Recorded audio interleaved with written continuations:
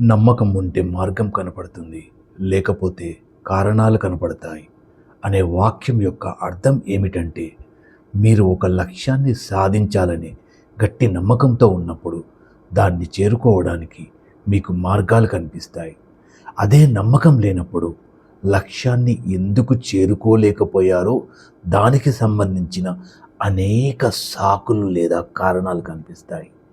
ఇది మనసులోని స్థిరమైన నిశ్చయం, ఆత్మవిశ్వాసం మరియు పట్టుదల యొక్క ప్రాముఖ్యతను నొక్కి చెబుతుంది.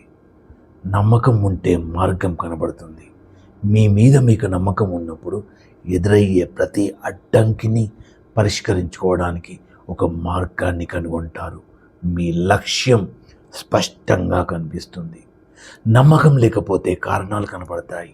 మీ మీద మీకు నమ్మకం లేనప్పుడు మీరు విజయం సాధించలేకపోవడానికి గల కారణాలు మీద దృష్టి పెడతారు. ఉదాహరణకు, నా దగ్గర సమయం లేదు లేదా ఇది చాలా కష్టం వంటి సాకులు వెతుకుతుంటారు. ఈ వాక్యం ఒక వ్యక్తి యొక్క మానసిక స్థితి మరియు దృష్టికోణాన్ని బట్టి ఫలితాలు ఎలా ఉంటాయో వివరిస్తుంది. ఇది ఒక ప్రేరణాత్మక సూక్తి. ఇది సానుకూల దృక్పథాన్ని ప్రోత్సహిస్తుంది.